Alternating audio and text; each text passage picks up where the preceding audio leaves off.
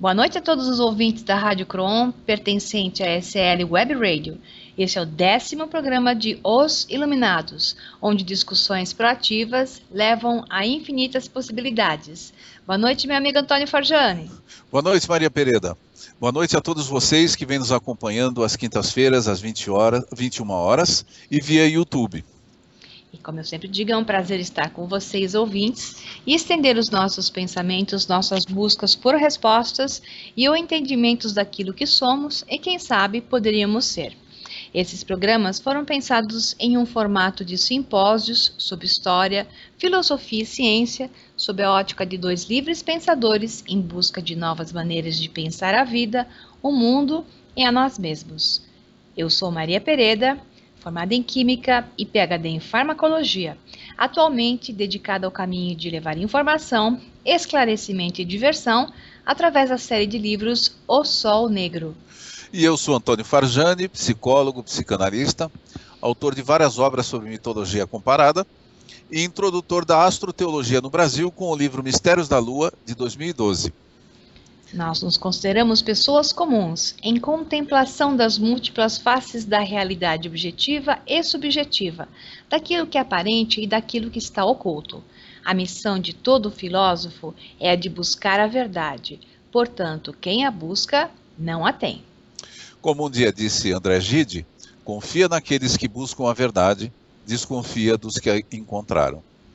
Nossa proposta consiste na conciliação da razão e do imaginário, para vislumbrar uma filosofia da complementariedade, não de exclusão, e assumir os eternos paradoxos da vida e do mundo que nos cerca. Quem mantém um caminho ancestral poderá governar a existência presente. Quem conhece o princípio ancestral encontrará a ordem do caminho. E o programa de hoje vai falar do que é a Páscoa. Então, Farjani, hoje é bom você falar sobre o que é a Páscoa. Na verdade, o título do nosso programa é o Significado Oculto da Páscoa. Então, Maria, aproveitando assim a chamada Semana Santa, né, que vai ocorrer logo em seguida ao nosso programa, que aliás está correndo juntamente com o nosso programa, nós vamos falar sobre a Páscoa. E essa festa que é tão antiga quanto cheia de mistérios, muito mais do que as pessoas imaginam.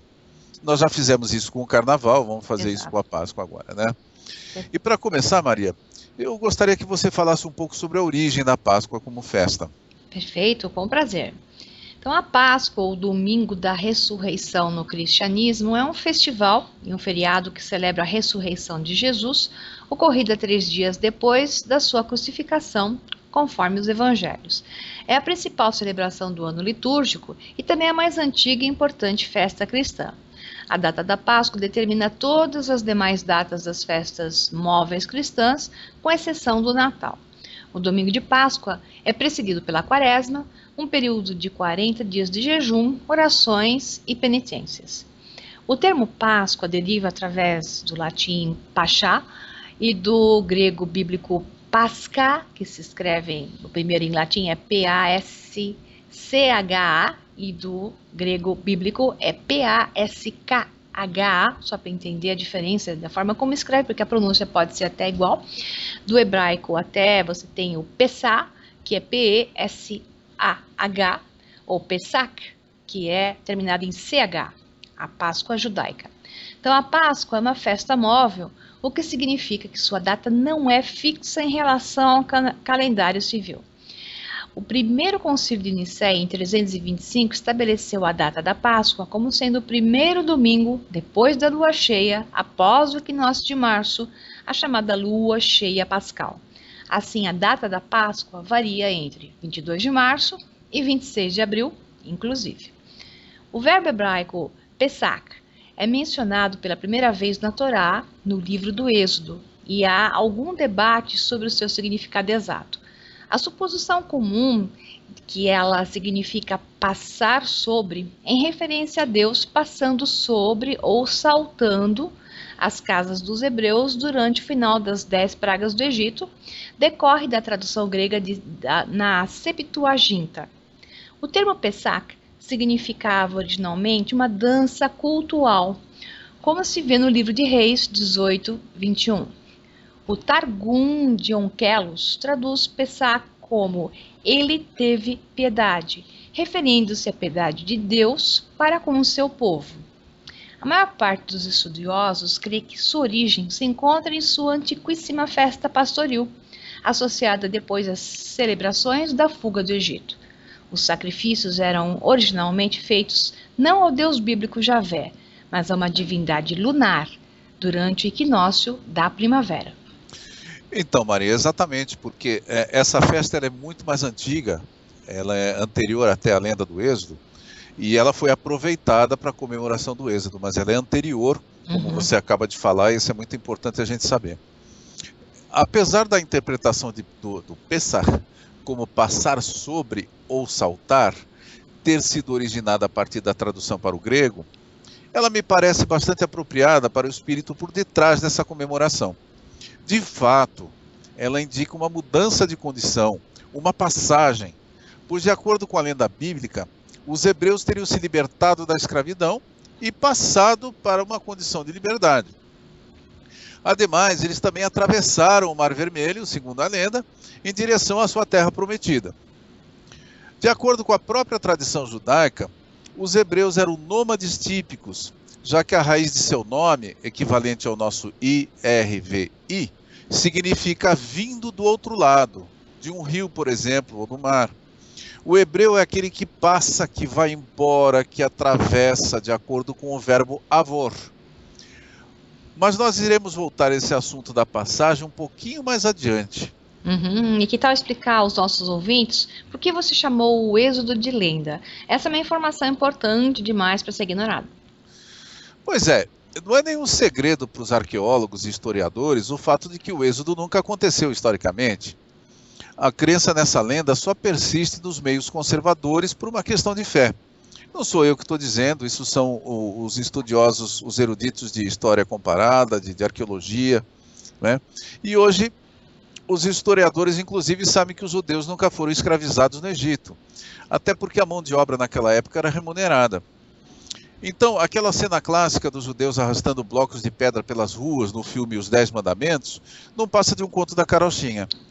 A demonstração desse fato exige uma análise que não caberia neste programa. Aqui interessa dizer que a lenda da suposta fuga do Egito hoje é vista como uma inversão da história da expulsão dos Ixos do delta do Nilo pelos egípcios. Esse é um fato histórico conhecido em que os invasores do delta foram expulsos e a criação do mito, né, da fuga do Egito teria sido uma inversão desse fato histórico. E, por outro lado, o belíssimo significado esotérico dessa lenda, porque ela foi construída com um significado esotérico, deve ser deixado para uma outra ocasião. Perfeito. E é por isso mesmo que a gente tem que falar de um outro ponto, né? Já que estamos falando de uma revisão histórica, eu vou citar o famoso historiador e erudito Lawrence Gardner. Segundo esse autor, na época do suposto cativeiro no Egito, há registros de casamentos de princesas hebreias com faraós, o que aconteceu com Tutmose II, gerando o próprio Moisés, cuja figura foi inspirada no faraó Amenófis IV.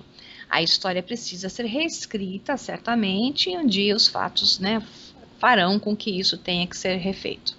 Isso, além do Gardner, alguns outros autores já se ocuparam desse assunto, de que não só Moisés, mas os antigos patriarcas bíblicos foram construídos em cima de figuras de faraós egípcios. Mas aqui não é o nosso assunto, né? Voltando ao cristianismo, na Boêmia, uma região atualmente pertencente à República Tcheca, Jesus era homenageado no domingo de Páscoa, enquanto seu antecessor pagão, porque lá já era celebrado uma festa de fertilidade com outro deus, ficou para segunda-feira, que era o dia da lua, né? Em inglês você tem Monday, dia da lua, você tem em espanhol lunes, né?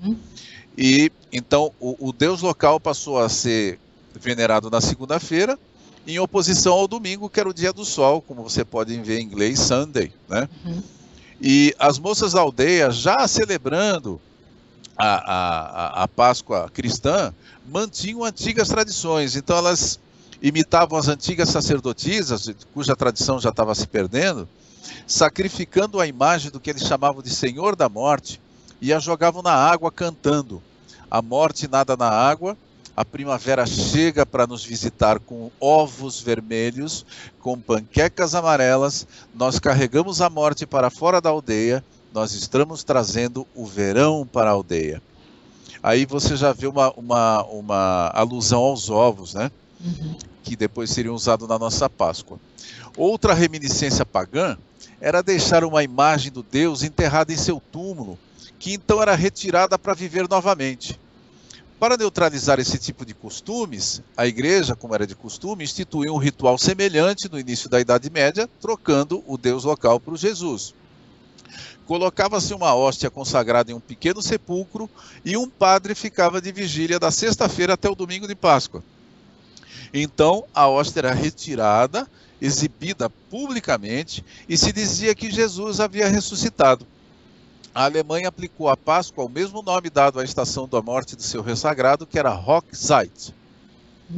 Quanto à festa propriamente dita, é bom lembrar seus nomes em inglês. Então, em inglês existem duas palavras para designar a Páscoa: Easter e Passover. Então, Easter é o festival sacrificial da primavera para a deusa saxônica Eostre ou Ostara, derivado de Astarte. Seu mês sagrado era Estremonath, a lua de Eostre. Então, Eostre, uma forma do termo indo-europeu encontrado em muitos lugares para a deusa do amanhecer. Os poetas saxões aparentemente sabiam que Eostre equivalia à grande mãe do Kali. Veja, por exemplo, o termo Eastre do inglês antigo, no qual o nome da deusa do amanhecer corresponde à deusa romana Aurora e da grega Eos. Mas antes da gente prosseguir na investigação da origem pagã da Páscoa como festividade, nós precisamos comentar duas de suas tradições, a do ovo de Páscoa e a do coelho. E o jejum também, né, da Sexta-feira Santa. Afinal, as pessoas têm de saber de onde vem esse costume que hoje as compele a comprar ovos de Páscoa de chocolate, né, a peso de ouro, mesmo sabendo que na semana seguinte eles vão custar a metade e depois, quem sabe, ainda menos. Pois é, se esperar um pouquinho, tiver paciência, pega quase de graça nas Casas Bahia. Mas tá bom. Então, nada melhor do que uma dose de mitologia comparada para neutralizar esses efeitos maléficos, né? Desse consumismo desbragado que se apoderou das datas sagradas que eram celebradas por nossos ancestrais desde tempos imemoriais. Hoje viraram todas festas comerciais, né? O coelhinho da Páscoa é mais antigo que o cristianismo, né? Pasme, né? Ele era chamado a Moon Hare, a lebre da lua, e era consagrada à deusa mãe, tanto nas nações orientais quanto nas ocidentais. E quando esses mitos da deusa egípcia Hathor e da fenícia Astarte, que botavam o ovo dourado do sol, os alemães diziam que a lebre poria ovos para os bonzinhos filhos, né, os filhos bonzinhos, na véspera da Páscoa. A mitologia grega também usa dessa simbologia ao criar o mito de Leda, botando os seus ovos, depois de ser fecundada por Zeus sob a forma de um cisne. Mas essa é uma história para outra vez. O que importa aqui é essa imagem da deusa mãe botando um ovo dourado que representa o sol. A Páscoa já mostra a sua origem pagã em seu sistema baseado no calendário lunar, como você acabou de dizer. Ela foi datada no primeiro domingo após a primeira lua cheia, depois do equinócio da primavera, a antiga fase de grávida da deusa Eostre, que antecedia a estação fértil da primavera. A lua cheia como imagem de uma mulher grávida é comum no imaginário europeu desde a mais remota antiguidade. Os persas, por sua vez, começavam seu ano novo solar no equinócio de março, sempre no equinócio de março nessa história.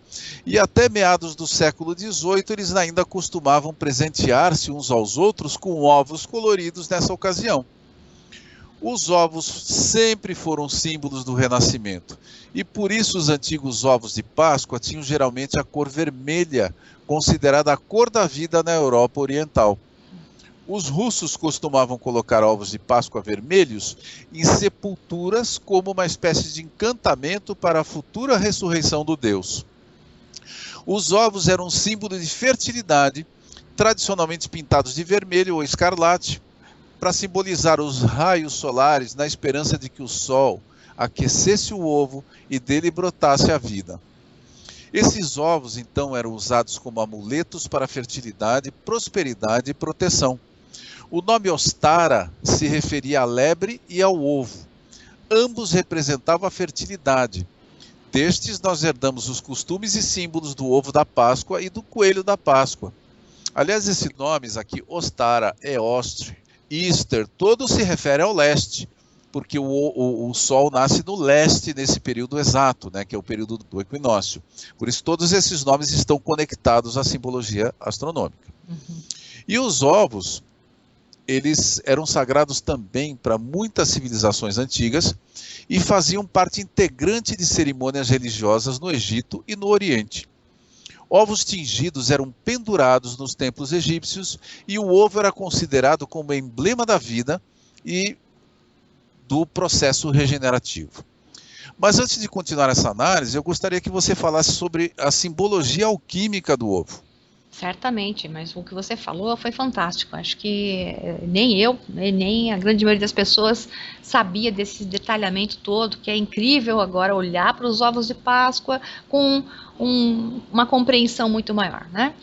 Então, indo para a alquimia, para os alquimistas, os elementos surgiram a partir do plano etérico. O plano etérico é o mais elevado de todos, o mais poderoso e inimaginável. Ele é a origem, o fundamento de todas as coisas e de toda a criação. Em resumo, ele é a esfera primordial, né?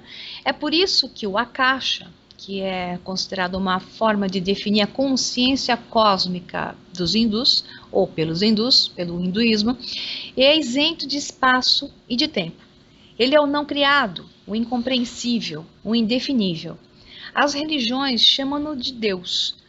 Ele é a quinta força, a força primordial. Ele é aquilo que contém tudo o que foi criado e que mantém tudo em equilíbrio. É a origem e a pureza de todos os pensamentos e ideias. É o mundo das coisas primordiais no qual se mantém o que foi criado, desde as esferas mais elevadas até as mais baixas. É a quintessência dos alquimistas. É tudo em todas as coisas. Embora algumas referências citem o próprio Akasha como um ovo de cor preta, outras se referem a uma coloração azul safira escura, que eu apostaria como sendo mais precisa dentro do mundo alquímico. Sim, perfeito. O ovo é o símbolo místico da deusa criadora, cujo ovo cósmico continha o universo em embrião. Os órficos diziam que a grande deusa da escuridão, a Mãe Noite, trouxera à luz o primeiro ovo cósmico, simbolizado pela lua. O céu e a terra foram feitos das duas metades desse ovo. Essa é uma tradição muito consistente do céu e a terra fazerem parte de uma concha ou de um ovo que se abre em dois, né? Que representavam os princípios masculino e feminino. E a primeira divindade a surgir teria sido o bissexual Eros, o que a gente conhece como amor. O ovo era uma imagem oriental comum da criação. Símbolos egípcios para o ovo cósmico eram os mesmos usados para designar um embrião no útero de uma mulher. Perfeito, né? Já o ovo filosófico e alquímico é o principal vaso utilizado nos processos alquímicos. Durante os processos alquímicos, a matéria hermeticamente selada no ovo é colocada sob uma forma de renascimento simbólico. Quando o ovo é quebrado, uma nova substância mística emerge, considerado um elixir que prolonga a vida, além de atuar como um catalisador que melhora tudo o que entra em contato. Essa substância, chamada de pedra filosofal, poderia transformar um metal em ouro e transformar uma pessoa normal em um iluminado. Muito antes da alquimia ter esse nome, existia uma das mais antigas artes de transmutação, ou da transmutação, que é chamada de soma, que é uma palavra em sânscrito. Esse antigo procedimento mágico, ele foi espalhado para muitas outras religiões posteriores na escala do tempo, incluindo o cristianismo. Assim, camuflado, né? Esta é a raiz da magia antiga, incorporada na medicina e que sobreviveu para ser encontrada de volta, milhares de anos depois, em alguns braços da alquimia. A transmutação do soma começa com o Hiranyagarbha, entre aspas, um termo difícil de falar, ou melhor entendido como embrião dourado, por vezes traduzido como útero do mundo, que é divinamente criado e nascido nas montanhas, imaculadamente concebido pelo trovão.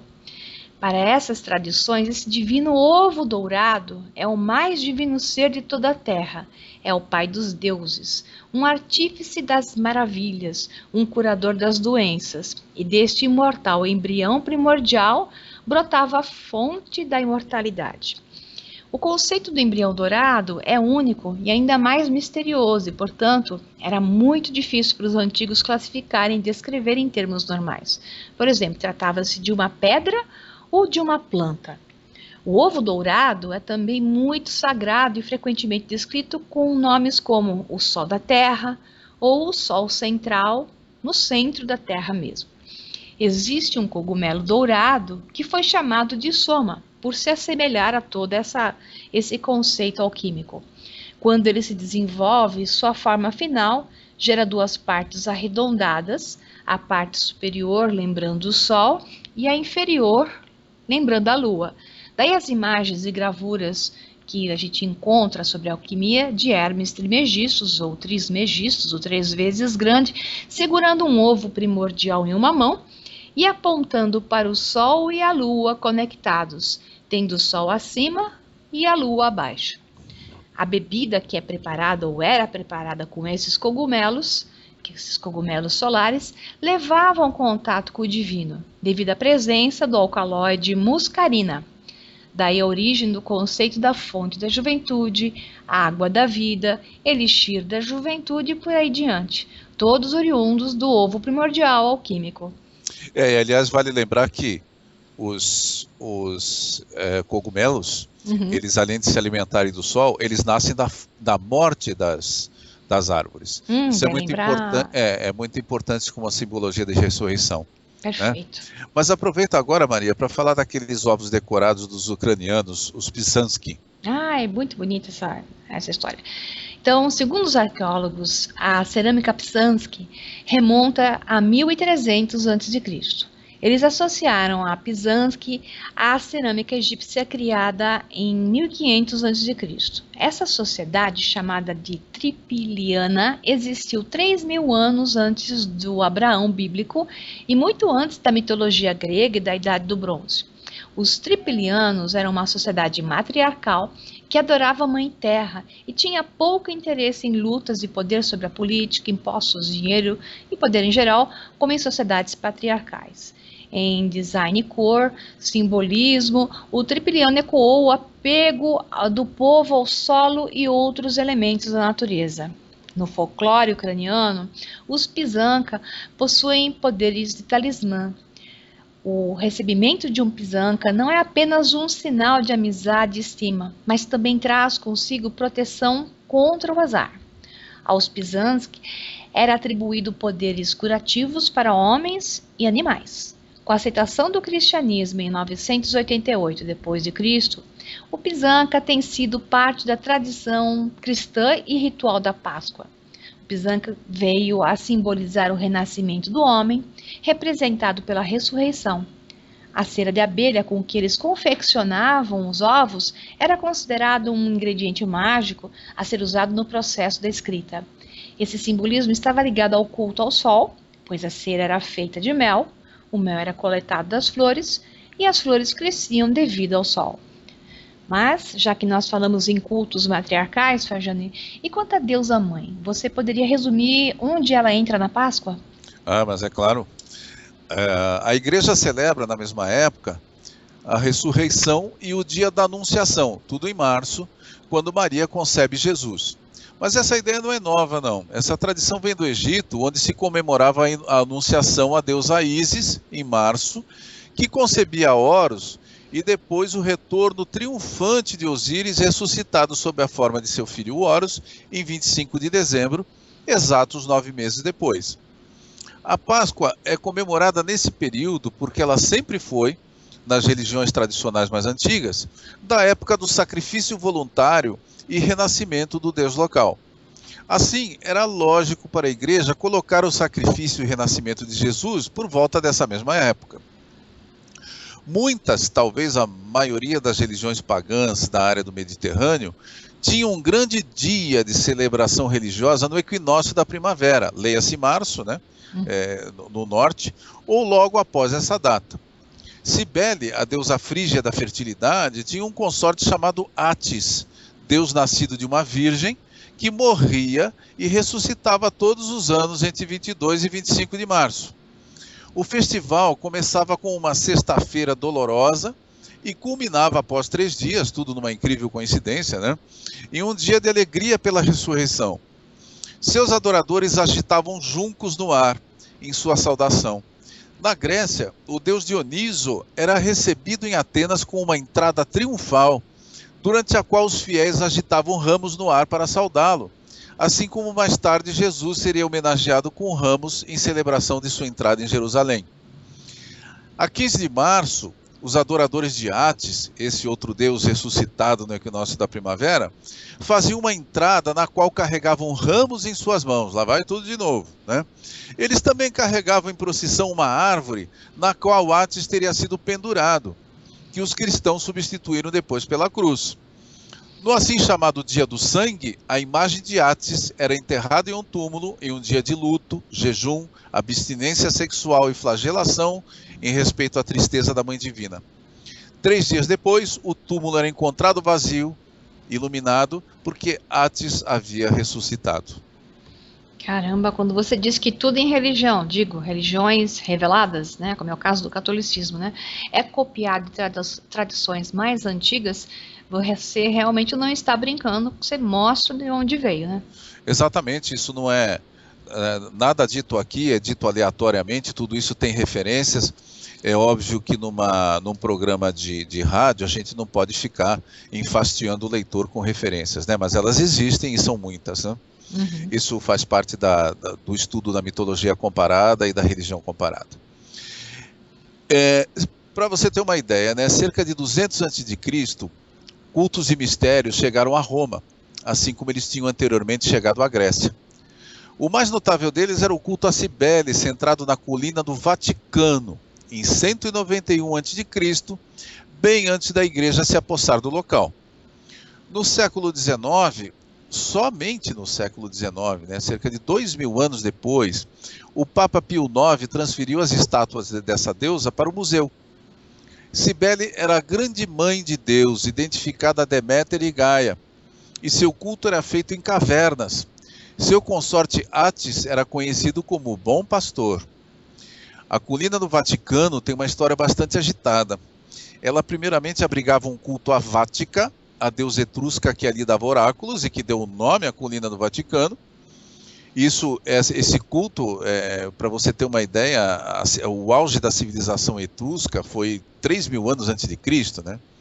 Então, depois, pelo sincretismo, ela foi confundida com a deusa Cibele. Mais tarde, o Vaticano tornou-se sede do culto a Mitra, outro deus ressuscitado persa, que nascera em 25 de dezembro, e finalmente foi tomado pela igreja para o culto de seu Cristo, cerca de 300 anos depois. Ainda hoje, as ruínas do templo dedicado a Mitra podem ser encontradas nos subterrâneos da Basílica de São Pedro. Qualquer um que for visitar a Basílica de São Pedro pode pedir lá, comprar um ingresso para o Office Scave, que eles chamam, e encontrar as ruínas de Mitra lá embaixo. Mesmo a clássica cena em que Jesus é pranteado pelas mulheres ao pé da cruz tem origem pagã, nada escapa. Em Lucas 24:1, as mulheres foram as primeiras a encontrar o corpo de Jesus. Nos antigos rituais, a morte do Deus era pranteada principalmente pelas mulheres, que dramatizavam a desolação da Mãe Terra diante da morte simbólica do Sol durante os meses de inverno. No Egito, ao imitar o papel de Ísis e Néftis, depois substituídas pelas Marias, né, de Jesus, as sacerdotisas choravam a morte de Osíris, ao mesmo tempo que protegiam seu corpo dos espíritos hostis durante os rituais funerários. Elas que preparavam o corpo de Osíris. Como ocorria nos cultos de deuses ressuscitados, como Atis, Adonis e Tamuz, isso para falar pouco, porque eles eram dezenas, A tradição de atribuir às mulheres o papel de lamentar a morte do deus agro-solar foi preservada no cristianismo e permaneceu nos funerais mundanos com o costume das carpideiras. Por aí vocês veem como tudo vem do antigo sagrado, não há nada que a gente faça. Quanto à Sexta-feira Santa, sua origem pagã igualmente salta aos olhos. Entre os gregos e romanos, o peixe era consagrado ao culto de Vênus, Afrodite, cujo útero era o próprio oceano. Sob o simbolismo do peixe, a Afrodite Salácia, a deusa com o útero repleto de peixes, era representada como uma mulher amamentando uma criança, e seus templos sempre continham reservatórios de peixes em sua homenagem. Seus adoradores deviam comer peixe no dia a ela consagrado, que adivinha qual era? Era a Sexta-feira Santa, né? E o seu culto envolvia rituais de orgia. O nome latino da sexta-feira era Veneris Dies, dia de Vênus, que originou, entre muitos outros nomes, o espanhol Viernes, o italiano Venerdì, o francês Vendredi e o romeno Viner. O verbo venerar, assim como o das doenças venéreas, veio do nome de Vênus. Em português, esse nome foi mudado para sexta-feira por imposição da igreja, para erradicar os deuses pagãos dos nomes dos dias da semana. Na mitologia nórdica, essa deusa se chamava Freya, cujo nome originou o alemão Freitag, o inglês Friday e o sueco Fredag, e assim por diante, que denominam a sexta-feira. Perfeito, né? E se falando na crucificação, né, que você estava mencionando aí, é adequado falar um pouco sobre a simbologia desse momento tão dramático nos evangelhos. Então, Jesus, ele é crucificado em um símbolo que mostra a desproporção das energias, digamos, das polaridades femininas e masculinas, né, mostrando a predominância da polaridade masculina, representado pela maior linha, a vertical da cruz, cruzando a menor, que pode ser representado pelo lado feminino, representando o útero na trave horizontal. Isso em si já demonstra a agressividade do ato, né? E a cruz é um símbolo alquímico, né? E a árvore é um símbolo da árvore da vida, a árvore do mundo. Os símbolos da cruz e da árvore são encontrados abundantemente em ensinamentos sagrados em todo o mundo e simbolizam a união do feminino com o masculino, o terrestre com o celestial, o humano com o divino. A crucificação ou decapitação da divindade simboliza o início de um período de morte.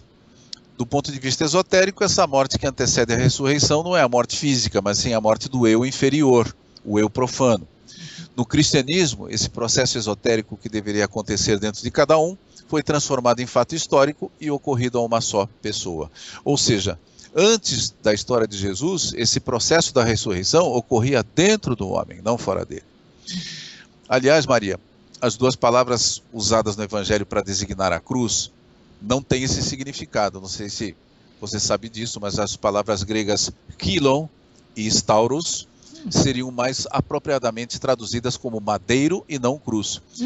Kylon e stauros são as duas palavras usadas nos evangelhos que são traduzidas como cruz, mas o seu sentido original é simplesmente de um pedaço de madeira ou uma estaca.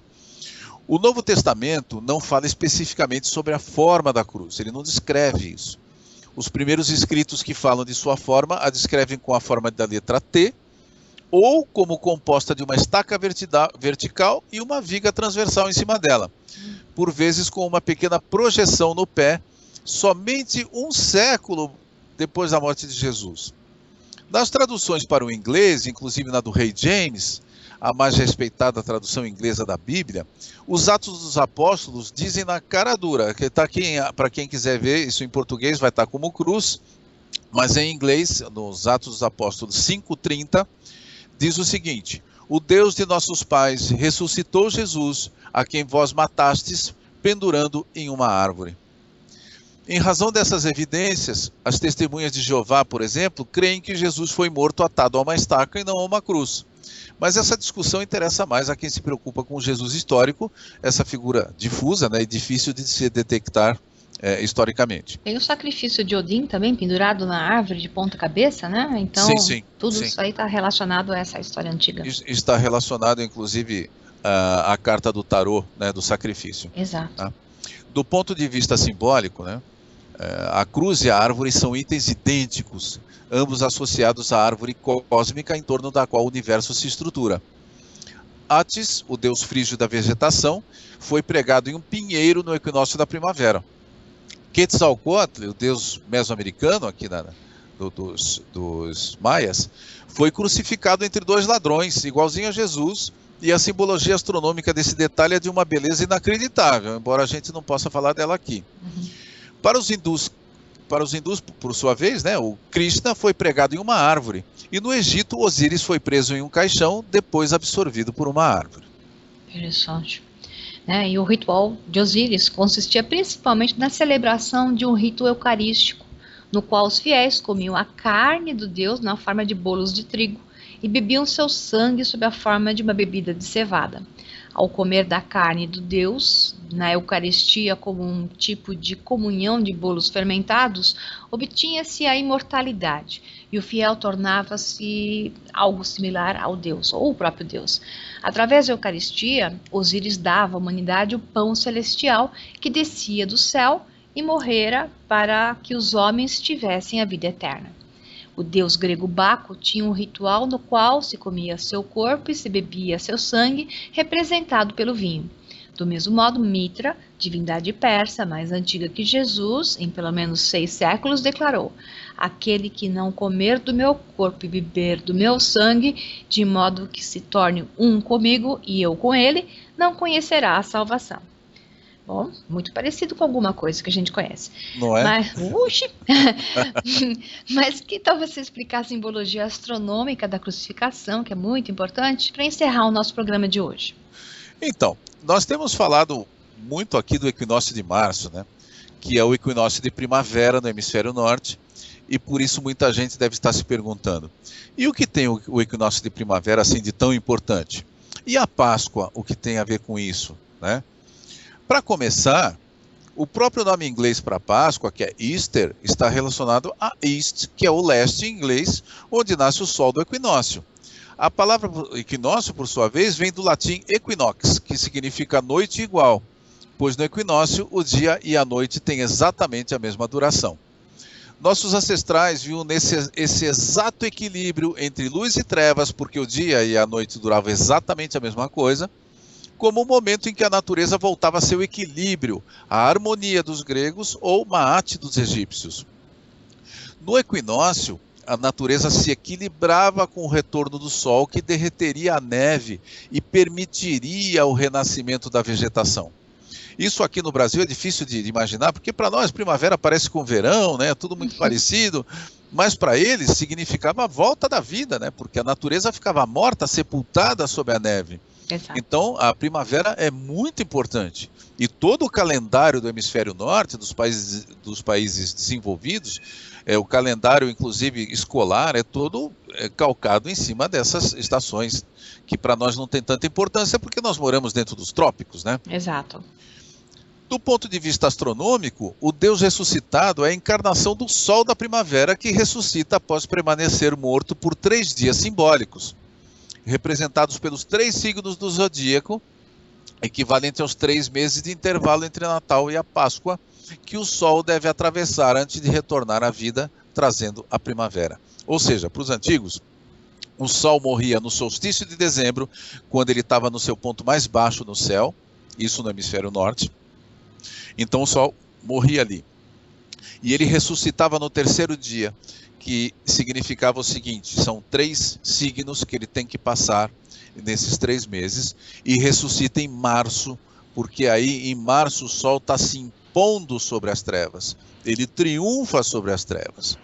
No céu acontece algo muito bonito e que tem tudo a ver com o mito da crucificação do Deus solar. Platão escreveu sobre um homem crucificado nos céus, e isso é uma simbologia, né? E a origem astronômica dessa imagem é claríssima.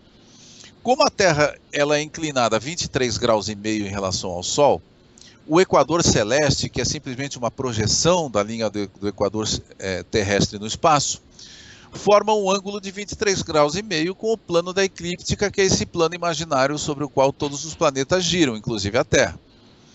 Essas duas linhas imaginárias se cruzam no espaço exatamente no equinócio. Assim, o Sol, visto desde a Terra, nessa data fica nesse local, a cruz formada entre o equador celeste e a linha da eclíptica, e por isso os antigos diziam que o Deus solar estava crucificado. Uau, isso é incrível e revelador. Fantástico. Então, e por essa razão, aí você vai entender todo o resto, né? Quer dizer, o deus maia do milho, o Hunhunapu, ressuscitava no equinócio de primavera, como todo mundo, nessa turma que a gente está citando aqui, né? Da qual Jesus foi um dos últimos a entrar. O mesmo acontecia com Osíris no Egito.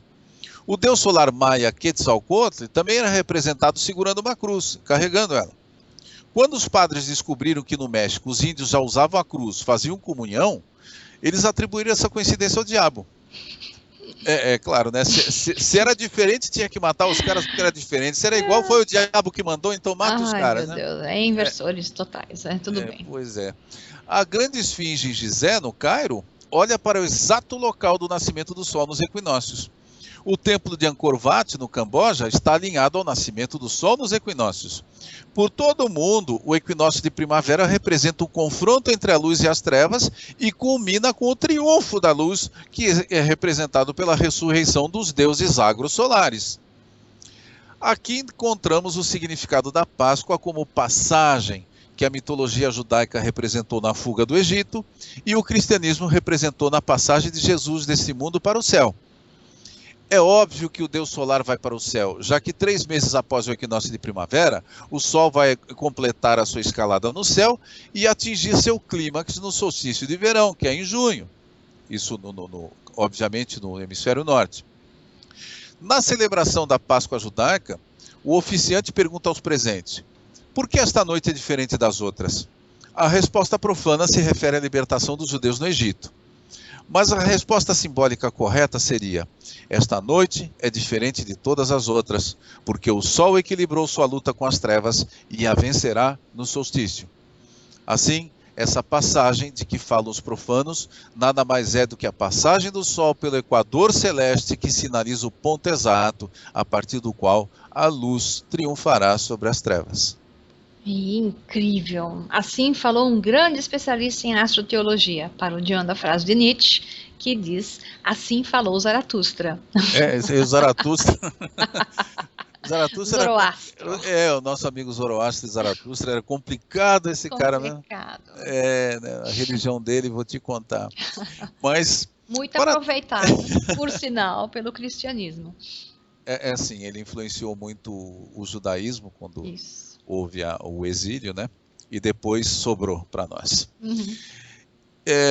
Agora, para terminar, vamos colocar uma imagem muito bonita aqui. Eu vou contar uma história sobre a Páscoa egípcia. Após ser pregado em um caixão por Sete, o traidor, Osíris acabou despedaçado e as partes do seu corpo foram espalhadas por todo o Egito, uma evidente simbologia da semeadura. Determinada a recompor o corpo de seu amado, a deusa Ísis passou a procurar os pedaços de seu corpo com a ajuda de sua irmã Néftis. A peregrinação de Ísis só terminava quando ela, igualzinha a Maria Madalena, descobriu o corpo do seu amado. Astronomicamente, Ísis, a lua, encontra seu parceiro, o Sol, durante o período da lua cheia, quando ambos se contemplam em oposição no céu do equinócio da primavera. E por essa razão a ressurreição do Deus é comemorada no primeiro domingo, o Sunday, dia do Sol, na primeira lua cheia após essa data. O Sol e a Lua se unem mais uma vez no equinócio da primavera, realizando o matrimônio sagrado nos céus. Na Terra, o renascimento de Osíris, na forma de seu filho Horus, trazia a fertilidade e a colheita efetuada na primavera. Plutarco refere-se a uma festa que acontecia quando chegava a primavera, chamada a entrada de Osíris na Lua. Nesse momento, o Sol fecundava a Lua e a Lua impregnava a Terra com sua fertilidade. Essa festa, chamada Pamília, era celebrada na Lua Nova do mês de Famenote, mês que coincide quase exatamente com o nosso mês de... Vale $1 milhão. Março!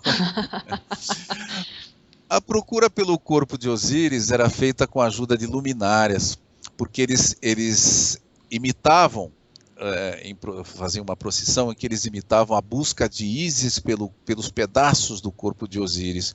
E por isso no Egito se celebravam procissões nas quais as pessoas carregavam luzes na busca simbólica pelo corpo de seu Deus a ser ressuscitado.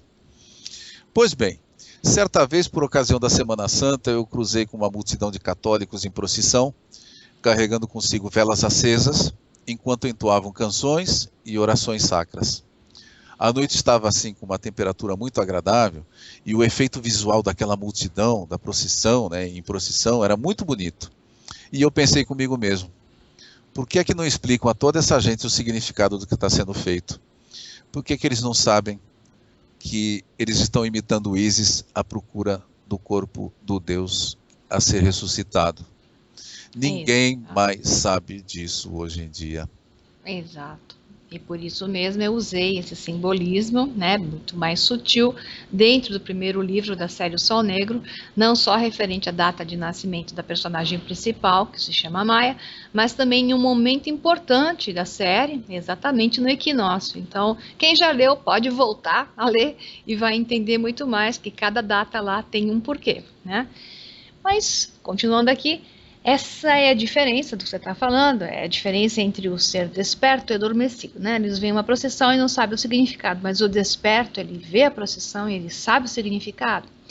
Para despertar, é necessária a informação verdadeira e de qualidade. É importante estudo, o conhecimento, buscar pelos dados a fonte, a origem deles, Para os reais buscadores dedicados, o conhecimento estará sempre disponível.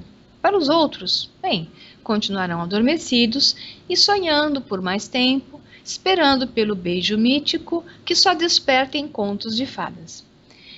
Mas antes de terminar o nosso programa, eu vou deixar os nossos dados, no meu caso, os meus contatos, para quem ainda quiser falar conosco, Fajane? Pois é, lógico. Quem ainda quiser afim, Quem ainda estiver aqui ouvindo isso e gostou, Então pode me encontrar pelo Facebook, na página do O Sol Negro, _livro, na internet, conhecerão minha obra na página do www.solnegro.com.br e no canal do YouTube, canal chamado de O Sol Negro 11, tudo junto. Com você, Fajane. E vem aí o terceiro volume, Isso, tá indo, tá andando. Cheio de mistérios. Vai ficar que nem a novela, quem matou quem vai ser não sei o quê, A revelação agora vai aparecer no terceiro. E quem ainda quiser falar comigo, pode enviar um e-mail sintomático para astroteologia@gmail.com ou acessar o Facebook na página Antônio Farjani, _autor. Deixa lá uma curtição que você vai receber as atualizações da página, que tem bastante coisa. Meu livro Mistérios da Lua está nas grandes livrarias e na internet, basta buscá-lo pelo nome, Mistérios da Lua, mais o meu sobrenome, Farjani. Todos os outros meus livros estão na Amazon.com, onde vocês poderão ler trechos do texto e saber do que eles tratam, ok? No caso, o Mistérios da Lua é aquele que introduz a astroteologia, é o primeiro livro feito sobre a astroteologia no Brasil. Muito importante. Nós agradecemos aqueles que vêm nos acompanhando em Os Iluminados, deixando um abração para vocês, e Os Iluminados sempre com discussões proativas que levam a infinitas possibilidades. Boa noite a todos e muito obrigada.